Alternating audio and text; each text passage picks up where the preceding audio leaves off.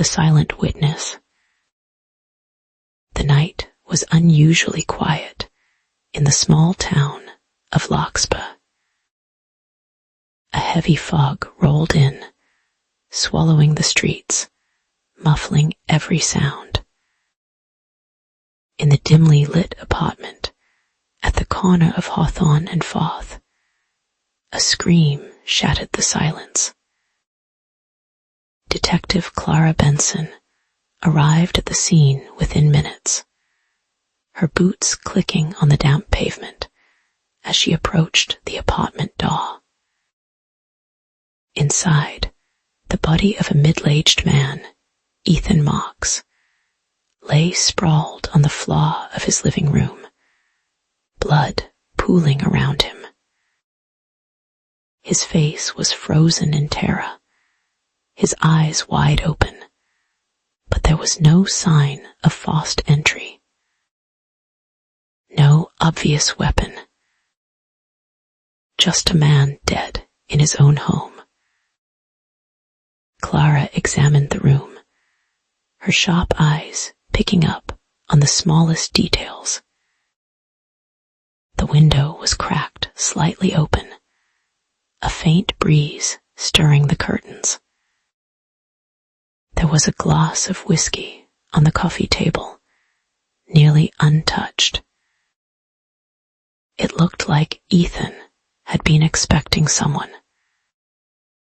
As Clara questioned the neighbors, a pattern began to emerge. Ethan had kept to himself in the past few months, his demeanor shifting after an encounter with a mysterious woman. But none of the neighbors knew her name. Hours passed, and the fog deepened. Clara's instincts told her something was off. She returned to the scene, alone this time, hoping to catch something the first responders had missed. Her eyes flicked over the room once again, but this time, something caught her attention.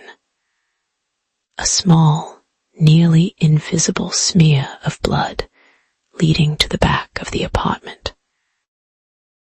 She followed the trail into the darkened hallway, which led to a narrow closet. Inside, hidden in the shadows, was a battered duffel bag. Clara opened it slowly. Inside was a stash of cash, some documents, and a photograph of Ethan with a woman, the woman nobody had seen before. Her heart raced as she recognized the woman in the picture. It was Jennifer West, a local attorney with ties to a string of unsolved cases in the area. Clara felt a shiver run down her spine. Jennifer had been in Larkspur just days before the murder, a fact she had denied to the police. Clara knew she was hiding something. And now, the dead man in the apartment had a connection to her. It was clear Ethan had known something, and someone was desperate to keep it quiet. The next morning, Clara paid Jennifer a visit. She found her sitting at a cafe, reading the morning paper as if nothing had happened. When Clara confronted her, Jennifer's calm facade cracked. "You should have stayed out of it," Jennifer said quietly, her voice cold. "You don't know what you're getting into." Clara didn't flinch.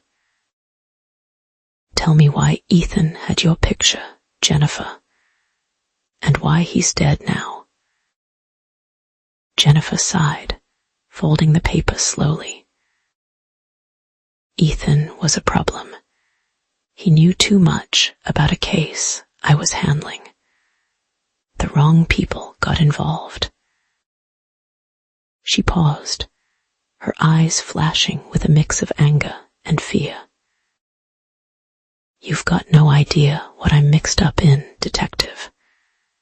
You should walk away now, before it's too late. But Clara didn't walk away. She followed the trail all the way to a dangerous web of corruption, involving the highest echelons of Larkspur's legal and business world. As she dug deeper, Clara realized that Ethan had stumbled upon something far more sinister than anyone had imagined. And now, as the fog lifted, Clara was the only one who could expose the truth.